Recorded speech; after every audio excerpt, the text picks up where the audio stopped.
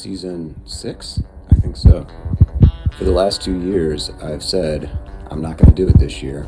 And at the beginning of the race season, last year and this year, it only takes one person to come up to me and say, hey, I watched your video.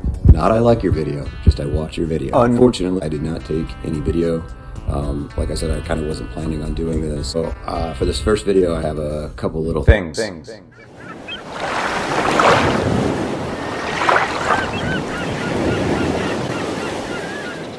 2025 cross season is underway. New season, new team. 3 races done, 3 podium steps occupied. Unfortunately, as the fields get bigger, I'm stepping the wrong way. But isn't this about more than just results? And so far, the fun has been had. Lionheart's CX831 is always a good season opener, always good to use some of the old King's Cross course, like the Belgian stairs, short, fast laps, up and down, around and around, a blur of orange and black. I didn't know lap counters went that high. Lots of cheers from a great crowd and baked goods, including vegan options to be enjoyed at the end. Plus, it's sponsored by the Cincy Junior Development Team at Lionheart CX. Thanks for putting on another great race. First race of the season, 2025. Done. Dusted. My neighbor asked how'd it go, and I said, I had fun, didn't get hurt, and I got to see a lot of friends I hadn't seen in a while. And yeah, that's one of the reasons I love racing, is you are part of this community when you do it year in and year out, of these people that you're somewhat friends with, but it's very, you don't see them for 8 months at a time, and then you kind of reunite those first couple of races, and that's always good, just to see how people are doing and see old friends. But yeah, it was fun. I'm glad I did it, as I suspected, because I haven't been off-road. My handling was dismal. I was really bad yesterday. I couldn't get string sections together, because as soon as there was a technical feature, I would lose all momentum, and the legs did not feel great, if I'm honest. I cracked a little bit, fought as hard as I could. I'm hoping that's because I'm ending a training block, and I just haven't had the decompression to recover and get those gains yet. Got a little bit of time till the next race, like 2 weeks. I'm not racing next weekend, but I know that I need to work on my running, which is just a given every year. And I need to, my thing now is I'm going to spend a lot more time off-road.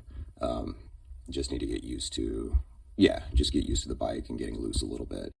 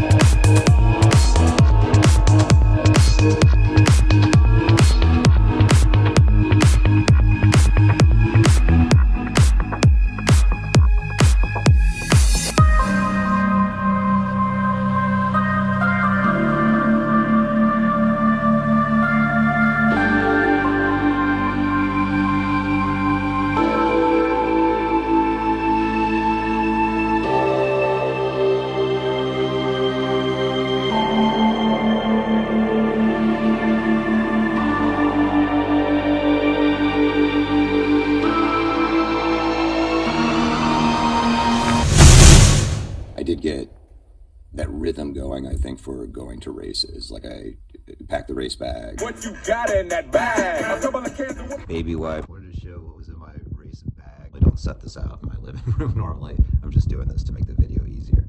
Sandal, bare shoes, helmet, gammy creams, sunglass options, baby wipes. I think that those are very useful in a lot of situations. Raincoat, some hand towels, cough drops, extra bars, drinks mix, ibuprofen, I call those things Tums, and acids. Tube and sanitizer just in case. A tool, but I also have a toolbox in the car. I repack this. I will not do anything except replenish this. So this whole bag will just kind of stay. I'll just bring it in from the car. And then this is a whole other bag. Thank you, Bill. Got this for college graduation, believe it or not. I'm still using it. And this is my clothing bag. So I've already packed it up. Again, I hadn't messed with it since I got home from nationals. So I had to unpack it all, wash stuff, and then repack it, what I wanted to keep. Just did some laundry. What I have in here right now, these are arm warmers, leg warmers, knee warmers. I have another bag in here that is just gloves. This is like extra socks, extra chamois stuff, an extra towel, just some extra random stuff.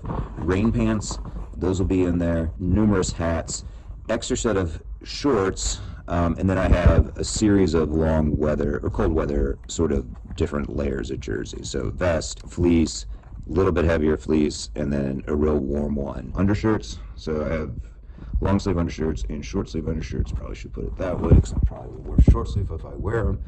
Got jerseys, those in there, shorts, knickers, and regular. This stuff that I'm putting in right now, I will take out and wash whatever I use.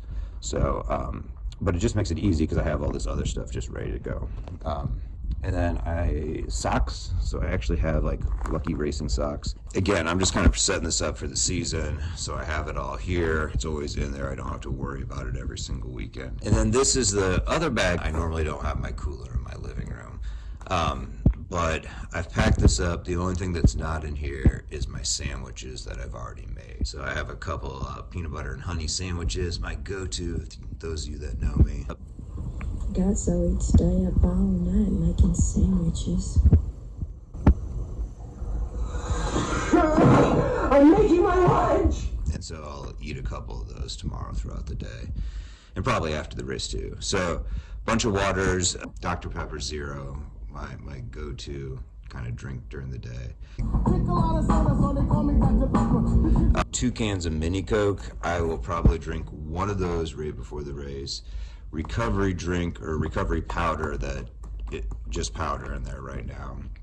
And then I have granola bars, little Cliff bars, and then gels right before the race. And so that kind of is the general setup.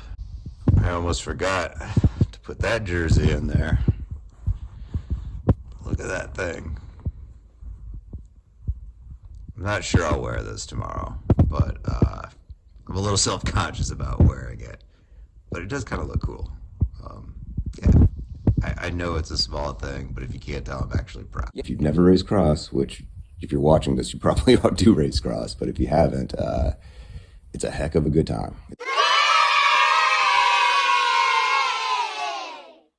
It's possible to get stuck behind traffic. Yeah.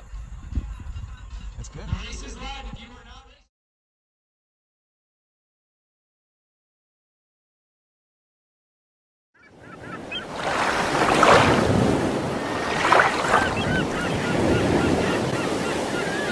The first at C-Bus Cross Race at Big Run was up next, 9:13. What a wonderfully unique venue. We raced down and up a real-life soapbox racing hill. Even without a single Red Bull in sight, we were flying down that thing. Too much? Just wait, it gets worse.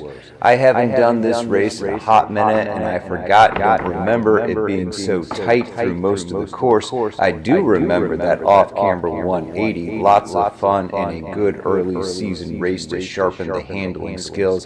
I definitely needed it. Congrats to @Jack of @Team Athens Cycling for an amazing first cross race outing. Big thanks to @Westerville Bike Shop for the on-site service, and @Rioso Coffee for the podium treat.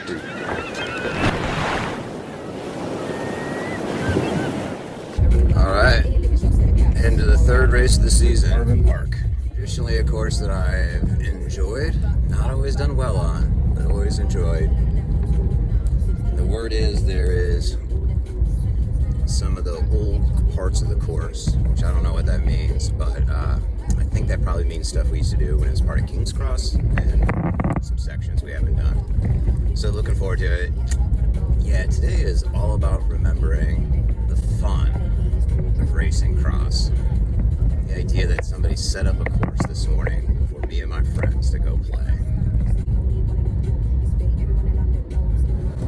I just finished third race of the season, official, and I was third in the 40 plus and third in our wave, which I'm fine with. The 40 plus, whatever. I mean, there's only 4 people in our race, so I mean, I guess I should feel good I was on the podium, but it's the bottom half of that.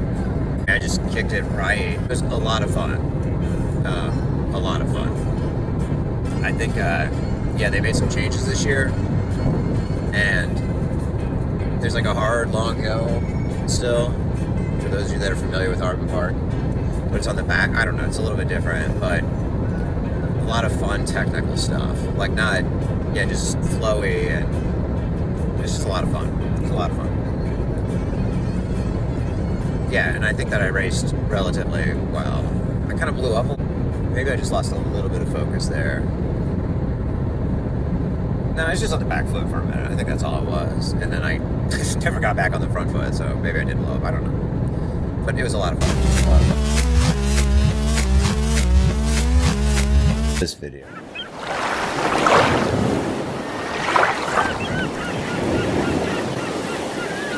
Last weekend was Harbin Park CX 921, the first official at OVCX race of the 2025 season. What to say. I have always liked this course, good results or bad, rain or dry. The course always shines with a rain of pain in a good way. Before the race, I was told, you know who you are, that there was less climbing than previous years. Well, that may or may not have been true by fact, but I do know I felt like I was climbing a lot. We raced through the woods and in sections of the venue I don't think I have ever seen before. There were high consequence speed limits, flowing sections, a long, grinding, energy zapping hill, fast fun descents, a double sand pit, a crowded tent area with amazing cheers each lap, a cone, a pre-ride view atop a hill that made me wonder if I could have been a good pirate. Concerns of air pressure quickly popped that thought bubble. Some days, rare days, I am buzzing after a race. It's not a feeling that is caused by performance, but may be correlated in some way. Causality and theoretical development. It's a feeling of being alive, yet at the same time, in actuality, being physically exhausted. Like being at a parade with a good bout of sleep deprivation. I can taste the feeling on the back of my teeth for hours, sometimes days after. It tastes like blood and pennies, you know, weird but pleasant, foreign but oddly comforting. The tingle of a 9-volt battery to the tongue, followed by a cold milk and Coca-Cola. Botan rice candy with a touch of betel nut times 10. Euphoric static energy coursing, a brief thought of why walk around my car when I can jump over it. I think it's the result of the perfect storm of complete physical exhaustion after being completely mentally engaged. It's the natural chemical afterburn of that moment when the rest of the world melts away and nothing is in focus except the task at hand while the heart rate is pegged in zone 51. Those are the moments I search for every race weekend, and once again Harbin Park delivered. Well done, Queen City wheelmen. Now, a little rest. The race whip is being tended to by the good folks at Psychopath, and I will tend to that other thing that happens between the races. Some of the kids call it life. Up next, SmithFarms CX.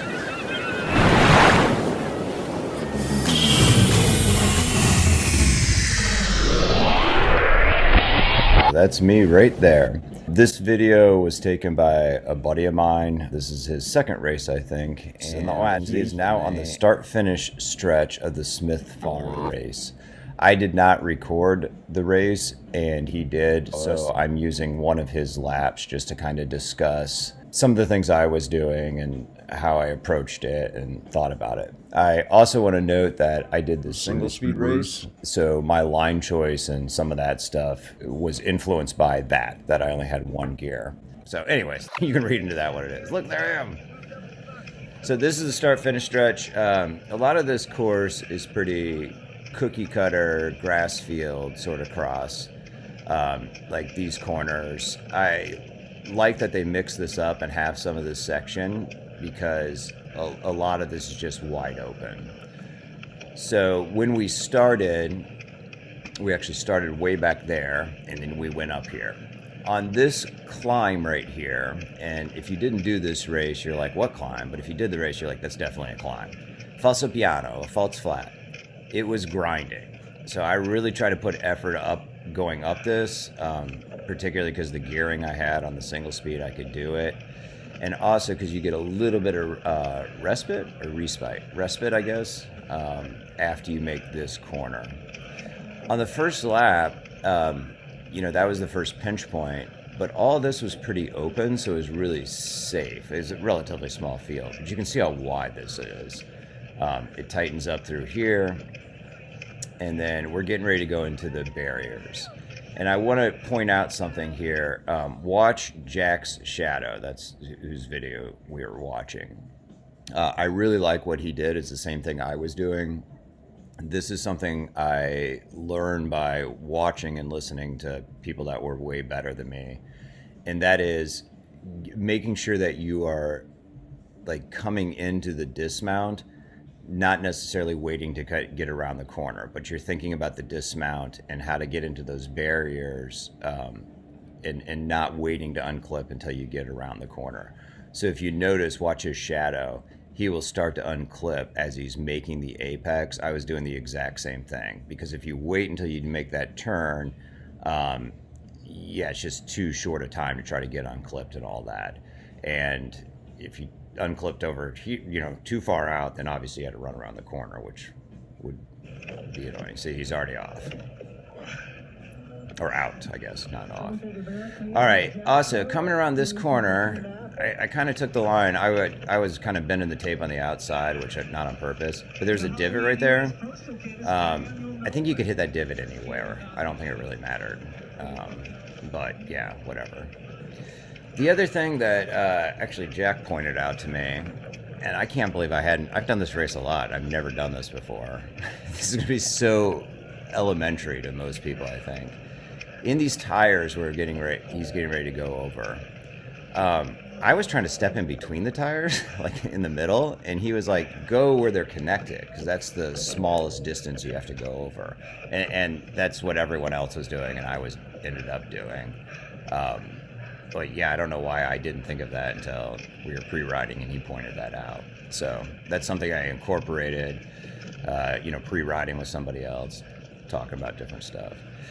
All right, that corner right there I love, because you could rail that and go all the way out into that rough a little bit, and you really didn't have to scrub any speed.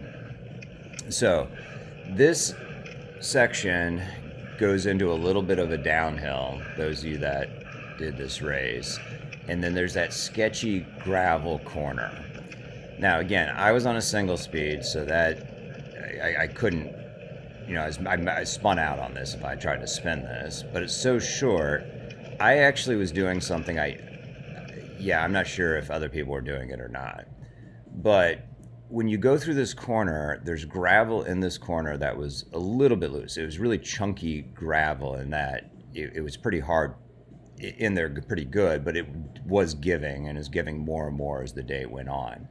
But as you exited that thing, then you had another corner that was a right-hand turn, and you had to scrub speed for that. So rather than trying to rail this corner, I actually would go all the way out to the tape, right? Set this up really wide, scrub speed going into it, and actually try to make start my turn way out earlier at a way lower speed.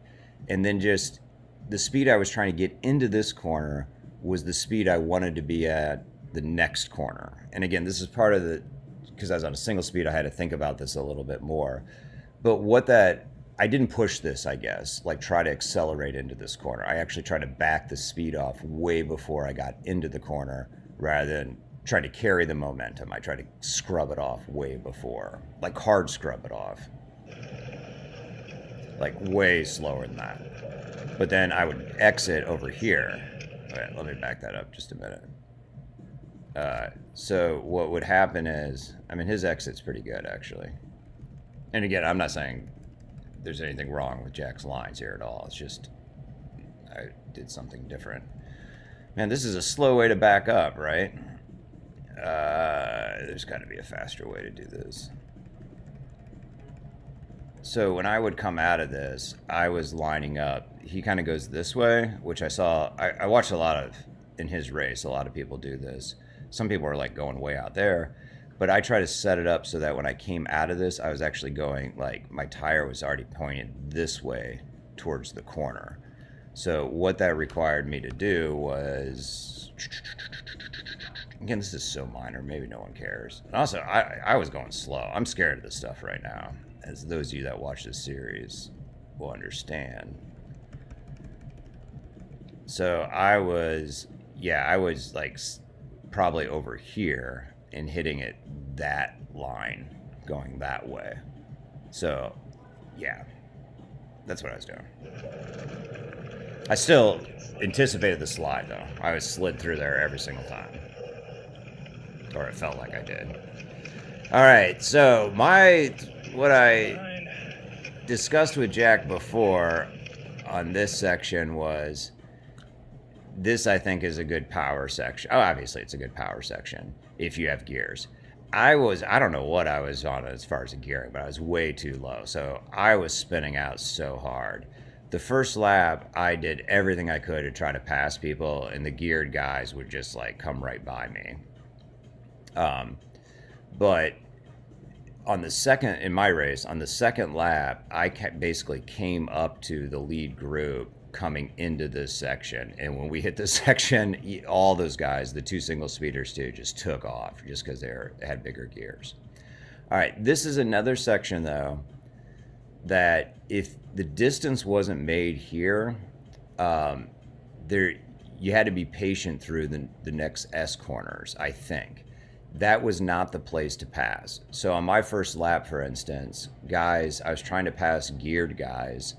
They came around me because they had a bigger speed. I did everything I could to get in their draft and did not worry about passing them through the next section until we opened up into the woods. So like this corner that we're coming up on, this is a junior, I think. Yeah. Like if whatever position I went into this on the first lap, that's the position I anticipated coming out of this. But honestly, I was, because of my gear limitation, I was able to carry speed without getting off the brakes much because, yeah, I just spun out at some point. Yeah, this corner was fun because you could totally rail this corner too. You could not worry at all. This little divot took that line that he took, not an issue. This is another power section. If I had gears, it would have been a power section. In the single speed, I just spun as fast as I could. And whenever I'd spin out, just rest till I needed to spin it up again. But going into this section, this is an area where, okay, those of you that did the race, this is getting ready to go into the hill. And so there's this corner up here that has all this holes, right? I was actually trying to take the line over here and then cutting in on the inside. And I'll show you why. Lower that a little bit. So if we go through here, starts to get torn up. So I was actually shooting up this way. I was over here and then cutting this really tight. So you can see the orange paint there. I was cutting really tight and then I'd end up going that way. So all of this is just a mess. I mean, these are big divots. So I was shooting on the inside of that hole, and then following that trail right there. I think that was the better line. I'm not sure it was quicker, but it definitely was smoother. And when I was following Scott, I noticed he was taking the same basic line. We were a little bit different, but same basic line on the inside, not getting over here. This is what it seemed like was the natural line, except for all this. You can see it's all painted in orange. So when I did it, when I came out of here,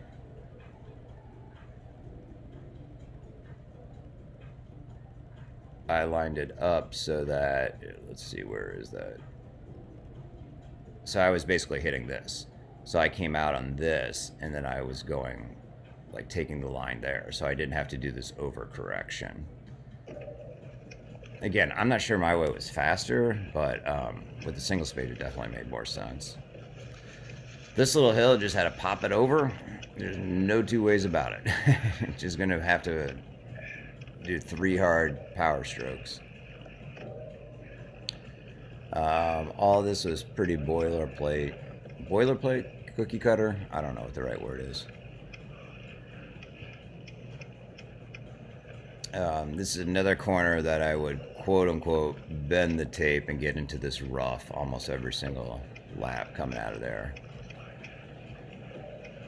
And then this little chicane, I ended up finding that you did not have to alter your line at all if you line this up. So I found that if I I think I was starting maybe a little bit like right here, and you actually could take it pretty straight and carry a ton of speed, and you bounce maybe isn't the right word, but it seemed like you bounced into the line without scrubbing any speed at all. But again, I was on a single speed, so my max speed was limited. And then I also tried to stay high because there was a big divot when you came out of it. I don't know what the secret, I just wrote this. I don't know if there was one line that was better than another. This is all like, again, just pretty standard. But going into this final, look how beautiful this is. You got SmithFarm here, and then I think you got like a Buddhist temple over on the right, which made me happy.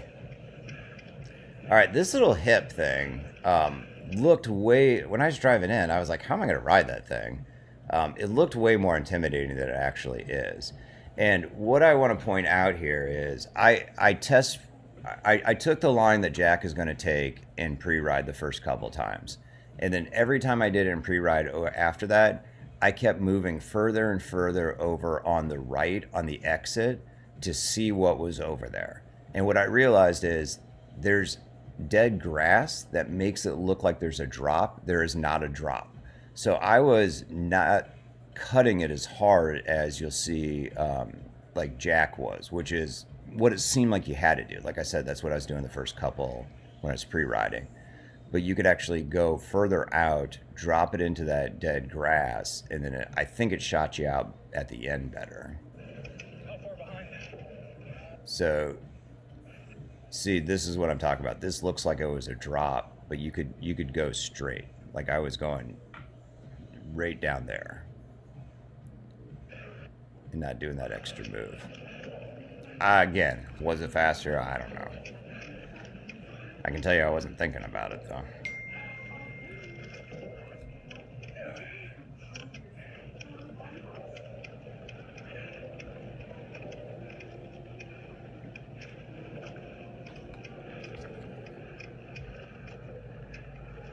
All right, through this section, again, I was on a single speed, but this is one of these sections where I was doing a lot of what I call trail braking. I have no idea if that's what it's actually called, but what I was doing through here is a lot of it, I think, is I would have the brake on slightly and be feathering it like on and off while trying to pedal through a lot of that.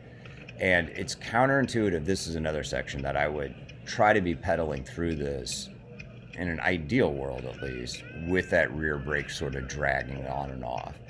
And the reason I do that is, and the reason I think that it works is, for some reason I think it affects the handling of the bike. Like you have yeah, just somehow it affects the handling a little bit. So it's like kind of dragging the rear brake as you're pedaling. And then when you get out of the corner, you let off the brake. I think I have a video that somebody sent that of me racing. You can see that. So anyways, that's the lap. I have no idea if that's helpful or not.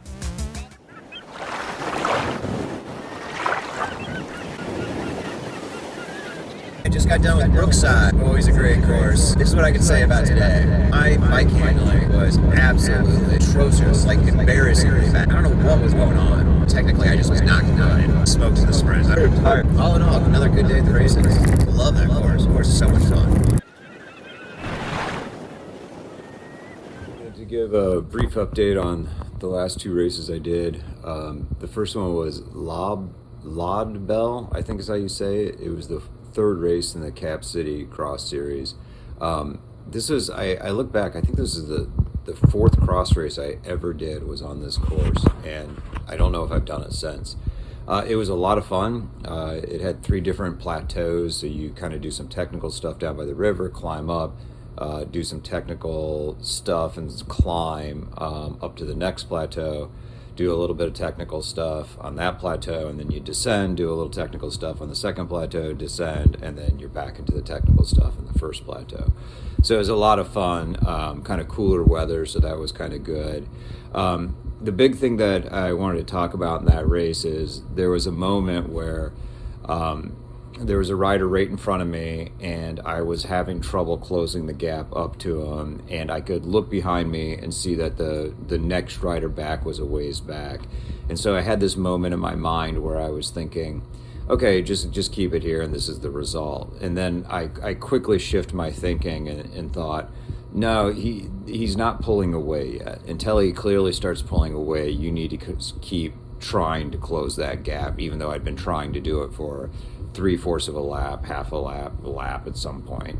And inevitably I did end up getting back to him and passing him. So that was just a good lesson for me to remember that you got to keep fighting even in those moments where it seems like, oh, just give up, or just be satisfied with where you are and just try to maintain, because you never know what happens. It's gonna happen. The next race I did, which was just a couple days ago, was the new race in Milford, I think is the city outside of Cincinnati. It was, I think it was called the Riverside Rumble. 45 degrees and raining. I think that the feels like was like 27 or something. Muddy, slick, awesome course. Absolutely awesome course. Awesome weather. All of that was really cool. Sorry, I'm cooking pizza. All of that was really cool. I had some mishap on the first lap, and that kind of put me on the back foot, but just a really fun day. There's a huge run-up mandatory run-up up a hill. Super muddy, a lot of sliding and slipping, and big, long sand pit area down by the river. Just a lot of fun. I mean, that's all I can say. It was just one of those days where you're glad that you're a cross racer. Unfortunately, I actually brought my camera and put it on the bike to record that race, and it would have been an awesome race to record, but I forgot to hit record before the start, so I was just looking around the camera for no reason the whole day. So yeah, I just wanted to kind of give that as an update. All in all, it's been a fun season so far. All right, now for the special announcement. Da-da-da-da. In the second or third episode of this series, I had mentioned not trying to be a coach. I'm not a coach. I don't want to be a coach, something to that effect. Well, that was 5 or 6 years ago, and situations have changed, my interests have changed, and now here we are. I have decided that I'm going to try and start and launch here, right now, a coaching company, a coaching business. And it's called Road to Mud Coaching. You can find me at roadtomudcoaching.com. And if you or somebody that you know is interested in coaching, a very reasonably priced coach, just get a hold of me. Come up to me at the races or just send me an email. You can do it directly through the website, and we'll have some conversations. I think that right now my sweet spot is cyclists who are just getting into racing, or those who have been doing it for a while, by and large by their own, trying to figure it out on their own, and now are looking to dedicate some more focused energy to try to raise their performance and maybe move off a plateau or something like that. I'm offering services not just for cyclocross, even though that's what I race now. I also have extensive experience racing on the road, definitely have some races under the belt. And even though I've never done a gravel race, looking at it, I think that there are some things that if you are newer to the sport, I definitely could add some value if that is your main focus. And quite frankly, if there's any sport that you're really interested in, I think that there's certain aspects of the way I sort of approach this that maybe I could add some value. A couple of my friends reviewed the special announcement and pointed out, well, that you're underplaying how much racing you've done and the experience that you've had. I'm not really good at talking about myself, and that's why I wasn't in that video, but here we go. So I took out my first racing license in 1998, so I literally have been racing since the last century. I'm a Category 2 on the road, and I'm a Cat 1 cyclocross racer. According to cross results, I have done over 130 cross races, and I'm going to venture to guess that I've done over double that on the road. I have not raced the road since 2013. My primary interest now personally is cyclocross racing, but I also want to note that I am willing and motivated to coach somebody that is interested in road racing, interested in cyclocross, or if you're interested in gravel racing or mountain bike racing. With the mountain biking, there's going to be a point where on the technical aspect and the strategic aspect, I may be limited, but especially if you're interested in gravel, although I've never done a gravel race, with my experience on road racing and with my experience with cyclocross racing and sort of the knowledge of how to train for these different disciplines, there's going to be a lot of crossover, and I think I probably could add some value there as well. I also would like to note that at one point I had a license through USA Cycling. That was the lowest level coaching. That has since lapsed. And there also was a point where I had a coaching cycling certificate from another organization. That also has lapsed. But I'm bringing this up, the USA Cycling coaching license and the certificate, the cycling coaching certificate, because in order to achieve both of those, there was some learning that had to occur. So I have gone through some formal education as far as the cycling coaching. Lastly, I would like to note that I do have a PhD in organizational behavior, which is basically trying to understand why people do what they do in the workplace. And some of the topics that fall under that umbrella are topics like motivation, including goal setting, stress management, leadership, all topics that dovetail really nicely with the coaching. So hopefully that gives you a little bit more information about myself. I do want to note, though, that the way that I perceive myself is that I am a decent local regional racer. I view myself as somebody that has a talent ceiling when it comes to the mental aspect of the sport, the technical aspect, and then also the physical aspect. But what I have worked on and tried to do is recognize where I have some ability to influence things and try to improve in those areas to bring myself further or closer to that potential, that talent ceiling. Still a lot of room for improvement. It's an ongoing endeavor. That's what makes this sport very exciting. But that's kind of the way I view myself, and that's kind of my experience. Okay, I also want to be very clear about this, is I don't think I know all the answers. I don't think, quite frankly, any coach does.